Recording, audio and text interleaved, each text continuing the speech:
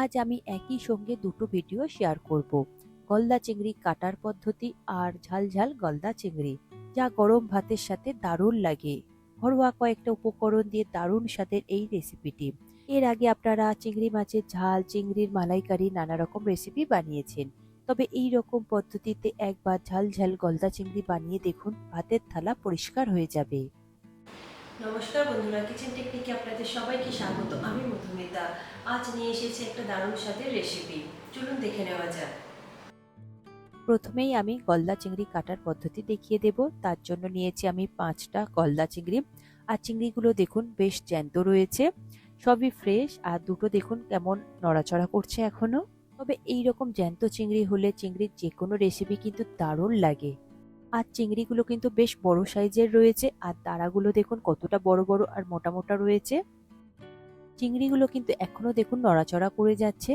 তবে আমি আরো একটা চিংড়ি আপনাদের দেখিয়ে দিচ্ছি। চিংড়িটার সাইজটা দেখুন কতটা বড়, আর তার দাঁড়াগুলো দেখুন কতটা বড় বড় আর লম্বা লম্বা। তবে এখানে প্রতিটা চিংড়ি কিন্তু বেশ বড় সাইজের রয়েছে, দেখুন একদম হাতের তালু সমান রয়েছে। আর এরকম চিংড়ির টেস্ট কিন্তু অসাধারণ আসে রান্না করলেই। এইবার আমি এই জ্যান্ত চিংড়িটা কেটে দেখিয়ে দেব চিংড়ি কাটার পদ্ধতিটা। চিংড়িটা প্রথমে আপনারা এইভাবে হাতে নেবেন, তারপরে এর মাথার যে উপরে যেই সুর মতন চোখের নিচে রয়েছে সেই অংশটাকে আপনারা এই কাঁচি দিয়ে কিংবা বটি দিয়ে কেটে দেবেন। তারপর এই চোখগুলোকে আপনারা বাদ দিয়ে দেবেন। আর মাথার মাঝখানে দেখুন এই সরু মতো লম্বা মতন একটা কাঁটার মতন অংশ রয়েছে, সেটাকে কাঁচি দিয়ে আপনারা এইভাবে কেটে দেবেন।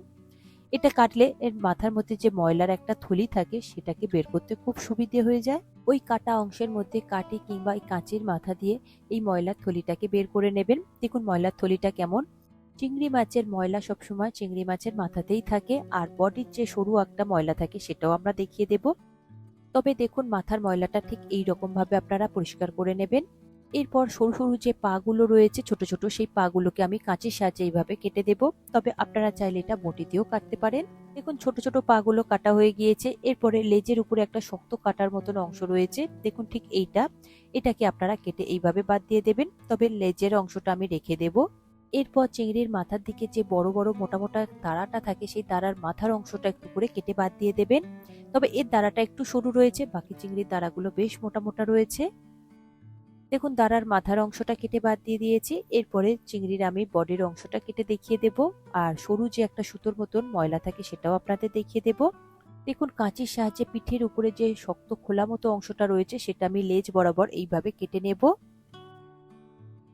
এইভাবে কেটে নিলে মাঝে পিঠের যে একটা সরু ময়লার অংশটা থাকে সুতোর মতন সেটা বেরিয়ে আসবে। দেখুন কাঁচির সাহায্যে কিংবা কাঠির সাহায্যে আপনারা এইভাবে টেনে একটু বের করে নেবেন, দেখবেন এই সুতোর মতন ময়লা অংশটা খুব সহজেই বেরিয়ে আসবে। তবে এই ময়লার অংশটা একটু সাবধানে বের করবেন, তা নাহলে এটা কিন্তু কেটে যায়। দেখুন চিংড়ি আমার কাটা হয়ে গিয়েছে। তবে আমি এই রেসিপির জন্য এই বড় বড় পা গুলোকে রেখে দিয়েছি, তবে আপনারা অন্য কোনো রেসিপি বানালে এই বড় পা গুলোকে কেটে বাদ দিয়ে দেবেন। আমি আরো একটা চিংড়ি কেটে আপনাদের দেখিয়ে দেব। দেখুন প্রথমে আমি চিংড়ির চোখগুলোকে কেটে বাদ দিয়ে দিচ্ছি কাঁচির সাহায্যে। তারপরে নিচে যে একটা সুরের মতন অংশটা থাকে সেটাকে বাদ দিয়ে দেবেন আপনারা। এরপর মাথার উপরে শক্ত মতো একটা কাঁটার মতন অংশ রয়েছে, সেটা দুটো সাইড থেকে এইভাবে কেটে নেবেন, নিলে খুব সহজেই এটা উঠে আসে। তারপর মাথার ভিতর থেকে ময়লার যে থলিটা থাকে সেটাকে এইভাবে ছুরির সাহায্যে, কাঁচির সাহায্যে কিংবা কাঠির সাহায্যে এটাকে বের করে নেবেন। এরপর চিংড়ির ছোট ছোট পা গুলোকে আমি এইভাবে কাঁচির সাহায্যে কেটে নেব। দেখুন পা গুলো কাটা হয়ে গিয়েছে, আর লেজের উপরে যে একটা শক্ত মতন অংশ থাকে সেটাকে এইভাবে আপনারা কেটে বাদ দিয়ে দেবেন।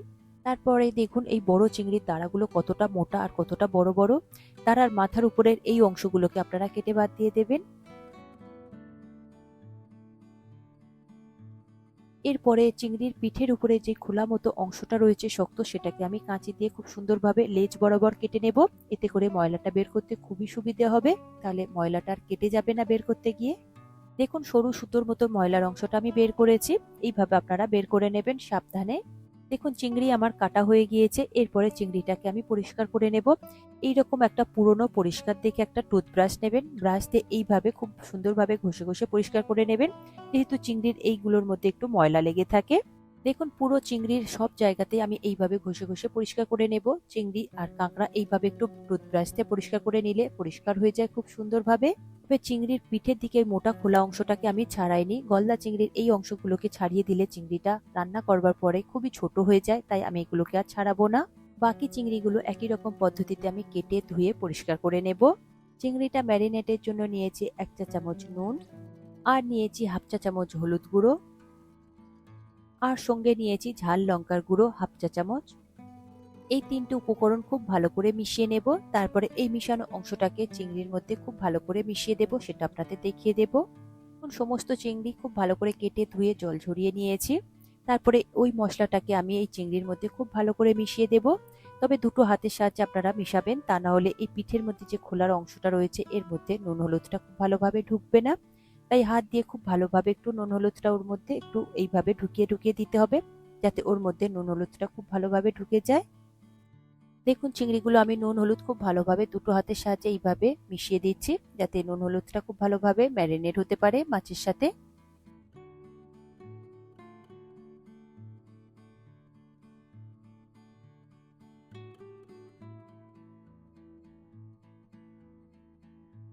দেখুন চিংড়ি মাছের চারিদিকটা খুব ভালোভাবে নুন হলুদ আর লঙ্কার গুঁড়ো মিশিয়ে দিচ্ছি। তবে এইভাবে আপনারা 5 থেকে 7 মিনিট মতো ম্যারিনেট করে রেখে দেবেন, এতে করে নুন হলুদটা খুব সুন্দরভাবে মাছের মধ্যে চলে যাবে।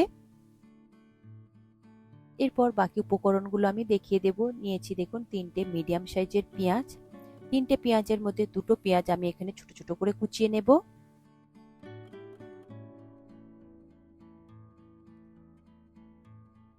আর একটা পেঁয়াজ আমি পরে দেখিয়ে দেব আপনাদের। দেখুন পেঁয়াজ আমার কুচানো হয়ে গিয়েছে। খুব পাতলা করে সরু সরু করে কুচিয়ে নেবেন, এতে করে তাড়াতাড়ি হয়ে যাবে রান্নাটা। এরপরে এই পেঁয়াজটাকে আমি সরিয়ে রাখবো। আর নিয়েছি আমি 8 থেকে 10টা মতো রসুনের কোয়া। রসুনের কোয়াগুলোকে আমি লম্বা লম্বা করে কুচিয়ে নেব, তবে ছোট ছোট করে কুচাবেন না, লম্বা করে কুচালে বেশ দেখতে ভালো লাগে। তবে এখানে কোনো রকম রসুন কিংবা আদা বাটা ব্যবহার করব না, তাই রসুনের কোয়ার পরিমাণটা একটু বেশি লাগছে। রসুনটা দেখুন আমি এইরকম লম্বা লম্বা করে কুচিয়ে নিয়েছি। এরপর ওই একটা পেঁয়াজ ছিল, ওই পেঁয়াজটাকে আমি গ্রেটারের সাহায্যে গ্রেট করে নিয়েছি, তবে আপনারা চাইলে মিক্সিং জারের মধ্যে দিয়ে পেস্ট করে নিতে পারেন। দেখুন পেঁয়াজ আমার গ্রেট করা হয়ে গিয়েছে। এরপরে আমি নিয়েছি একটা কড়াইতে আমি দিয়ে দেব 4 টেবিল চামচ সাদা তেল। তেলটা হাই ফ্লেমে খুব ভালো করে একটু গরম করে নিতে হবে। তারপরে আমি একটু কড়ার গায়ে লাগিয়ে দিচ্ছি। দেখুন তেল খুব ভালো মতো গরম হয়ে গিয়েছে। এরপর এর মধ্যে দিয়ে দেব গোটা গরম মশলা ফোড়ন। মশলা থেকে সুন্দর একটা ভাজা গন্ধ বেরোলে সেই সময় দিয়ে দেব কুচিয়ে রাখা পেঁয়াজ। কুচিয়ে রাখা পেঁয়াজটাকে হাই ফ্লেমে খুব ভালো করে ভেজে নিতে হবে, তবে পেঁয়াজটা একটু নরম করে নেবেন, ট্রান্সপারেন্ট হবে সেই পর্যন্ত, তবে এখানে লাল করবেন না। দেখুন পেঁয়াজটা আমি কন্টিনিউ নাড়াচাড়া করে ভেজে নিয়েছি। পেঁয়াজটা দেখুন কালার আসেনি, শুধু ট্রান্সপারেন্ট হয়েছে, সেই পর্যন্ত আমি ভেজে নিয়েছি। এরপরে এর মধ্যে দিয়ে দেব কুচিয়ে রাখা রসুন। রসুনটা দেওয়ার পরে হাই ফ্লেমে রসুনটাকেও পেঁয়াজের সাথে খুব ভালো করে একটু ভেজে নেব। দেখুন রসুন আর পেঁয়াজ খুব ভালো করে ভাজা হয়ে গিয়েছে। এরপর এর মধ্যে দিয়ে দেব বেটে রাখা পেঁয়াজ। বাটা পেঁয়াজ দেওয়ার পরে খুব ভালো করে এটাকেও একটু ভেজে নেব। দেখুন পেঁয়াজ আর রসুন খুব ভালো মতো ভাজা হয়ে গিয়েছে, তবে এর কিন্তু কালার চেঞ্জ হয়নি। এরপর এর মধ্যে দিয়ে দেব হাফ চা চামচ হলুদ গুঁড়ো, আর দেব 1 চা চামচ জিরে গুঁড়ো, দেব 1 চা চামচ ধনে গুঁড়ো, দেব কালারের জন্য 1 চা চামচ কাশ্মীরি লঙ্কার গুঁড়ো, তবে কাশ্মীরি লঙ্কার গুঁড়োর পরিবর্তে আপনারা লাল লঙ্কার গুঁড়োও দিতে পারেন। এরপর দিয়ে দেব স্বাদ অনুযায়ী নুন। এরপর গ্যাসের ফ্লেমটাকে লোতে করে দিয়ে মশলাটাকে খুব ভালো করে কষিয়ে নেবেন, দেখবেন মশলা থেকে তেল ছাড়তে শুরু করে দেবে। এরপর দিয়ে দেব ঝালের জন্য কাঁচা লঙ্কা বাটা। আমি এখানে 2 চা চামচ কাঁচা লঙ্কা বাটা ব্যবহার করেছি, যেহেতু এটা ঝাল ঝাল গলদা চিংড়ি হচ্ছে, তাই ঝালের পরিমাণটা একটু বেশি দিতে হবে। লো ফ্লেমে খুব ভালো করে মিশিয়ে নেব, যাতে মশলাটা পুড়ে না যায়, তাই অল্প করে একটু আমি গরম জল দিয়ে দিলাম। গরম জল দিয়ে আরো একবার খুব ভালো করে কষিয়ে নেব। লো ফ্লেমে আপনারা 1 থেকে 1.5 মিনিট মতো খুব ভালো করে কষিয়ে নেবেন, এতে করে তেলটা খুব সুন্দরভাবে রিলিজ করে দেবে। এরপর এর মধ্যে দিয়ে দেব পরিমাণ মতো গরম জল। গরম জল দেওয়ার পরে খুব ভালো করে একবার মিশিয়ে নেব। গরম জল দিয়ে মশলাটাকে কষিয়ে নিলে পেঁয়াজ আর রসুনটা খুব সুন্দরভাবে সিদ্ধ হয়ে যাবে, আর এতে টেস্টও বাড়বে খুব সুন্দরভাবে। দেখুন আমি এখানে যে জলটা দিয়েছিলাম অনেকটাই কমে গিয়েছে। এরপর এর মধ্যে দিয়ে দেব ম্যারিনেট করা চিংড়িগুলো। দেখুন চিংড়িগুলো আমি 5 থেকে 7 মিনিট মতো ম্যারিনেট করে রেখেছিলাম। এরপরে ওই চিংড়িগুলো ডিরেক্ট এই মশলার মধ্যে দিয়ে দেব, তবে চিংড়িগুলো আলাদা করে আর ভাজবেন না, এইভাবে দিয়ে করবেন, এতে করে টেস্ট আর ফ্লেভারটা খুব সুন্দর আসবে। চিংড়িগুলো দেওয়া হয়ে গেলে এর মধ্যে দিয়ে দেব হাফ কাপ পরিমাণে ফুটন্ত গরম জল। গরম জল দেওয়ার পরে আর নাড়াচাড়া করবার প্রয়োজন নেই, এইভাবে আপনারা ঢেকে দেবেন আরো 5 মিনিটের জন্যে। 5 মিনিট পরে ঢাকা খুলে দেখছি, দেখুন চিংড়িগুলো একটা সাইড খুব সুন্দরভাবে রেডি হয়ে গিয়েছে। আমি এবার চিংড়িগুলোকে উল্টে আরেকটা সাইড খুব ভালোভাবে সিদ্ধ করে নেব। তবে চিংড়িগুলো সিদ্ধ করতে খুব একটা বেশি সময় লাগে না।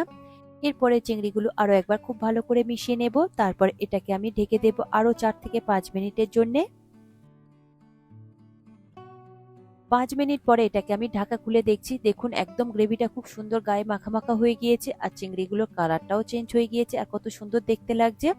এরপর উপর থেকে দিয়ে দেব 4-5টা মতো কুচিয়ে রাখা কাঁচা লঙ্কা। এরপর গ্যাসের ফ্লেমটাকে অফ করে গরম গরম ভাতের সাথে এটাকে আপনারা সার্ভ করুন, দেখবেন খেতে অসাধারণ হয়েছে। এখানে ঝাল ছাড়া সবই তেল মশলা খুবই কম ব্যবহার করা হয়েছে। আর এখানে কোনো রকম গরম মশলা গুঁড়োর ব্যবহার করবেন না। এখানে গরম মশলা গুঁড়ো ছাড়া এই রান্নাটা এতটাই সুন্দর খেতে হয়েছে, আপনারা দেখবেন ভাতের থালা একদমই পরিষ্কার হয়ে যাবে এই একটা রেসিপি দিয়ে খেলেই। দেখুন ঝাল ঝাল গলদা চিংড়ি আমি একটা প্লেটের মধ্যে সার্ভ করে নিয়েছি, কতটা সুন্দর দেখতে এসেছে। দেখেই তো একদমই জিভে জল আসবে, এতটা টেস্ট এসেছে, আপনারা বানিয়ে না খেলে একদমই কিন্তু বুঝতে পারবেন না। তবে এর গ্রেভিটা আমি একটু গায়ে মাখা মাখা রেখেছি, এটা কিন্তু খেতে বেশ ভালো লাগে। তবে আপনারা প্রয়োজন হলে আর একটু পাতলা ঝোল রাখতে পারেন। তবে পাতলা গ্রেভির থেকে এই রকমই গায়ে মাখা গ্রেভিটা বেশি টেস্ট ভালো লাগে, আপনারা এইভাবে একবার ট্রাই করে দেখবেন। দেখুন রেডি হয়ে গেল আমার ঝাল ঝাল গলদা চিংড়ির রেসিপি। তবে এই রেসিপিটা খুবই সিম্পল আর খুবই ঝটপট রান্না হয়ে যায়। এই রেসিপিটি আপনাদের কেমন লাগলো কমেন্টে অবশ্যই জানাবেন। আর যদি ভালো লেগে থাকে তাহলে লাইক শেয়ার করবার অনুরোধ রইল। সাথে এই রকম সব নিত্য নতুন রেসিপি পাওয়ার জন্য কিচেন টেকনিককে সাবস্ক্রাইব করে রাখবেন। আজ তাহলে এই পর্যন্ত, আবারও দেখা হবে অন্য কোনো রেসিপির সাথে। সবাই ভালো থাকবেন, সুস্থ থাকবেন আর ভিডিওটি পুরো দেখার জন্য অসংখ্য ধন্যবাদ।